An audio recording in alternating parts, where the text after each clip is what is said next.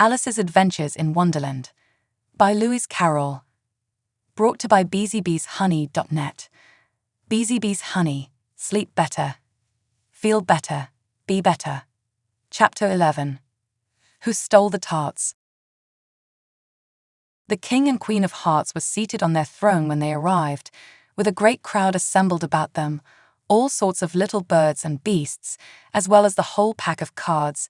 The Knave was standing before them, in chains, with a soldier on each side to guard him, and near the king was the White Rabbit, with a trumpet in one hand and a scroll of parchment in the other. In the very middle of the court was a table, with a large dish of tarts upon it. They looked so good that it made Alice quite hungry to look at them. I wish they'd get the trial done, she thought, and hand round the refreshments. But there seemed to be no chance of this, so she began looking at everything about her to pass away the time. Alice had never been in a court of justice before, but she had read about them in books, and she was quite pleased to find that she knew the name of nearly everything there. "That's the judge," she said to herself, because of his great wig. The judge, by the way, was the king, and as he wore his crown over the wig, look at the frontispiece if you want to see how he did it. He did not look at all comfortable, and it was certainly not becoming. "And that's the jury box," thought Alice, "and those 12 creatures." She was obliged to say creatures, you see, because some of them were animals, and some were birds. I suppose they are the jurors. She said this last word 2 or 3 times over to herself, being rather proud of it, for she thought, and rightly too, that very few little girls of her age knew the meaning of it at all. However, jurymen would have done just as well. The 12 jurors were all writing very busily on slates. "What are they doing?" Alice whispered to the Griffon. "They can't have anything to put down yet, before the trial's begun." "They're putting down their names," the Griffon whispered in reply, for fear they should forget them before the end of the trial. "Stupid things." Alice began in a loud, indignant voice, but she stopped hastily, for the White Rabbit cried out, "Silence in the court." And the king put on his spectacles and looked anxiously round to make out who was talking.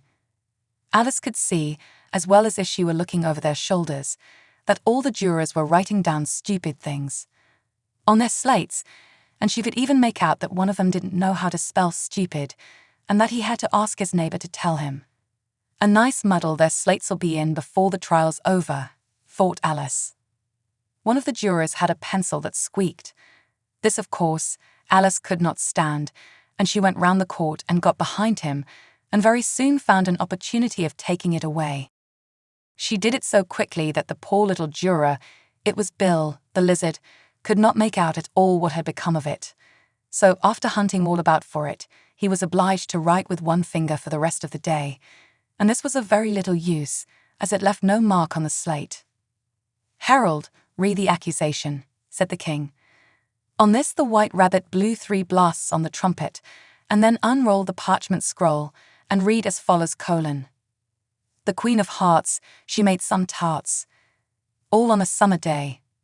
The Knave of Hearts, he stole those tarts, and took them quite away. Consider your verdict," the king said to the jury. "Not yet, not yet," the rabbit hastily interrupted. "There's a great deal to come before that."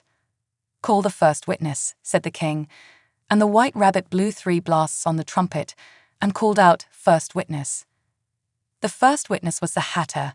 He came in with a teacup in one hand and a piece of bread and butter in the other. "I beg pardon, Your Majesty," he began, "for bringing these in, but I hadn't quite finished my tea when I was sent for." "You ought to have finished," said the king. "When did you begin?" The Hatter looked at the March Hare, who had followed him into the court arm in arm with the Dormouse. 14th of March, I think it was, he said. 15th, said the March Hare. 16th, added the Dormouse.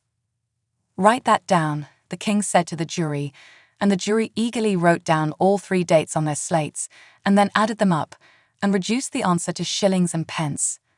"Take off your hat," the king said to the Hatter. "It isn't mine," said the Hatter. "Stolen," the king exclaimed, turning to the jury, who instantly made a memorandum of the fact. "I keep them to sell," the Hatter added as an explanation. "I've none of my own. I'm a Hatter." Here the queen put on her spectacles and began staring at the hatter, who turned pale and fidgeted. "Give your evidence," said the king, "and don't be nervous, or I'll have you executed on the spot." This did not seem to encourage the witness at all. He kept shifting from one foot to the other, looking uneasily at the queen, and in his confusion he bit a large piece out of his teacup instead of the bread and butter. Just at this moment Alice felt a very curious sensation, which puzzled her a good deal until she made out what it was.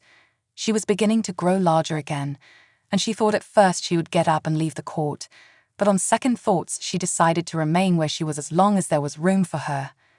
"I wish you wouldn't squeeze so," said the Dormouse, who was sitting next to her. "I can hardly breathe." "I can't help it," said Alice very meekly.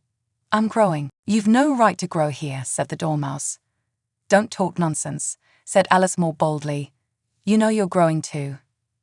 "Yes, but I grow at a reasonable pace," said the Dormouse. "Not in that ridiculous fashion." And he got up very sulkily and crossed over to the other side of the court. All this time the queen had never left off staring at the hatter, and just as the Dormouse crossed the court, she said to one of the officers of the court, "Bring me the list of the singers in the last concert," on which the wretched hatter trembled so that he shook both his shoes off. "Give your evidence," the king repeated angrily, "or I'll have you executed, whether you're nervous or not." "I'm a poor man, your majesty," the hatter began, in a trembling voice, "and I hadn't begun my tea, not above a week or so, and what with the bread and butter getting so thin, and the twinkling of the tea—" "The twinkling of the what?" said the king. "It began with the T," the hatter replied. "Of course twinkling begins with a T," said the king sharply. "Do you take me for a dunce? Go on." "I'm a poor man," the hatter went on, "and most things twinkled after that. Only the March Hare said—" "I didn't," the March Hare interrupted in a great hurry. "You did," said the hatter. "I deny it," said the March Hare. "He denies it," said the king. "Leave out that part." "Well, at any rate," the Dormouse said, the hatter went on, looking anxiously round to see if he would deny it too. But the Dormouse denied nothing, being fast asleep. "After that," continued the hatter, "I cut some more bread and butter." "But what did the Dormouse say?" one of the jury asked. "That I can't remember," said the hatter. "You must remember," remarked the king, "or I'll have you executed." The miserable hatter dropped his teacup and bread and butter and went down on one knee. "I'm a poor man, your majesty," he began. "You're a very poor speaker," said the king. Here one of the guinea pigs cheered and was immediately suppressed by the officers of the court. As that is rather a hard word, I will just explain to you how it was done. They had a large canvas bag, which tied up at the mouth with strings. Into this they slipped the guinea pig, head first, and then sat upon it. "I'm glad I've seen that done," thought Alice.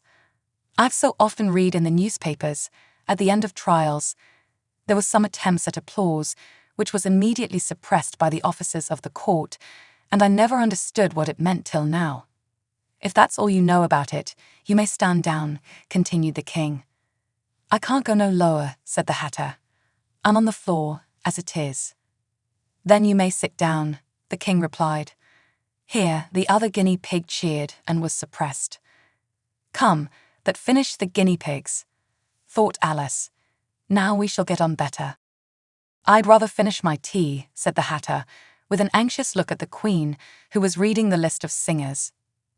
"You may go," said the king, and the hatter hurriedly left the court without even waiting to put his shoes on.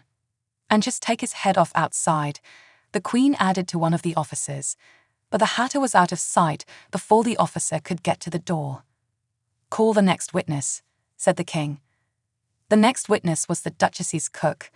She carried the pepper box in her hand, and Alice guessed who it was, even before she got into the court, by the way the people near the door began sneezing all at once. "Give your evidence," said the king. "Shan't," said the cook. The king looked anxiously at the white rabbit, who said in a low voice, "Your majesty must cross-examine this witness." "Well, if I must, I must," the king said, with a melancholy air, and after folding his arms and frowning at the cook till his eyes were nearly out of sight, he said in a deep voice, What have tarts made of? Pepper, mostly, said the cook. Treacle, said a sleepy voice behind her. Collar that dormouse, the queen shrieked out. Behead that dormouse. Turn that dormouse out of court. Suppress him. Pinch him. Off with his whiskers. For some minutes the whole court was in confusion, getting the dormouse turned out, and by the time they had settled down again, the cook had disappeared. Never mind, said the king, with an air of great relief. Call the next witness. And he added in an undertone to the queen, Really, my dear, you must cross-examine the next witness. It quite makes my forehead ache. Alice watched the White Rabbit as he fumbled over the list, feeling very curious to see what the next witness would be like, for they haven't got much evidence yet, she said to herself. Imagine her surprise when the White Rabbit read out, at the top of his shrill little voice, the name Alice. We've now come to the end of Chapter 11. If you like this chapter, please consider liking this episode. It'll allow this episode to find more people like yourself who would enjoy this kind of content. Consider subscribing to our channel to be notified when new stories are published. Thank you for listening.